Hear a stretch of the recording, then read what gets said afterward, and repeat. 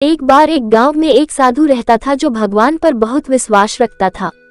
यह बार वह साधु पेड़ के नीचे बैठा था और भगवान को याद कर रहा था तो अचानक वहां बाढ़ आ गई। चारों तरफ पानी ही पानी। सब लोग अपने आप को बचने के लिए ऊपर पहाड़ की तरफ भागने लगे। उनमें से एक आदमी देखा कि इस हालत में भी साधु जी भगवान की तपस्या कर रहे हैं। वह सोचा कि ये अपने आप को बचने के लिए कहीं जा क्यों नहीं रहे हैं, तो उसे साधु से बोला, अरे आप कहीं जा क्यों नहीं रहे हो, आप भी मेरे साथ ऊपर पहाड़ की तरफ चलो, नहीं तो डूब जाओगे। साधु बोले, अरे हमें क्या होगा, मैं भगवान की इतनी तपस्या करता हूँ, मुझे कुछ नहीं हो सकता, मुझे भगवान अपने आप बचाएगा।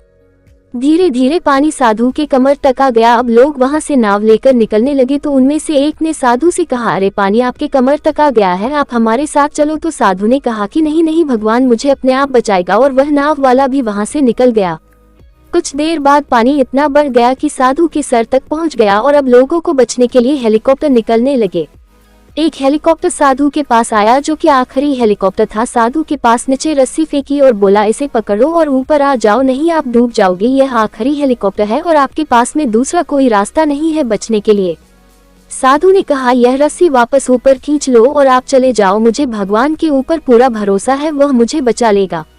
पानी काफी ऊपर आ गया, पेड़ डूब गया और साधु की भी डूबने से मौत हो गई। मरने के बाद साधु भगवान के पास गया और बोला, हे भगवान, मैंने पूरी जिंदगी आपकी तपस्या की, मेरा सारा जीवन आपकी आराधना करने में लगा दिया, फिर भी इतने भरोसे के साथ इंतजार किया कि तुम मुझे बचने आओगे, लेकिन वहां मेरी डूबकर मौत हो गई और तुम नहीं आए, ऐसा क्यों?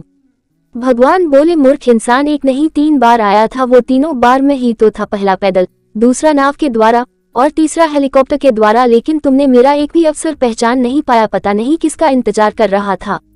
इस तरह से जिंदगी में हमें ऊपर वाला बहुत से मौके देता रहता है, लेकिन हम सब उस मौके को ठुकरा कर पता नहीं किस चीज का इंतजार कर रहे होते हैं कि वो होगा तभी मैं करूंगा, और इस बात पर अड़े रहने से एक वक्त के बाद वो मौका हाथ से निकल जाता है और हम कुछ नहीं कर पाते हैं।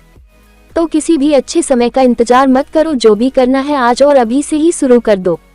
ऐसी ही और शॉर्ट मोटिवेशनल स्टोरी, स्पीच और कोट्स के लिए मोटिवेशन की आग पर आकर देख सकते हैं।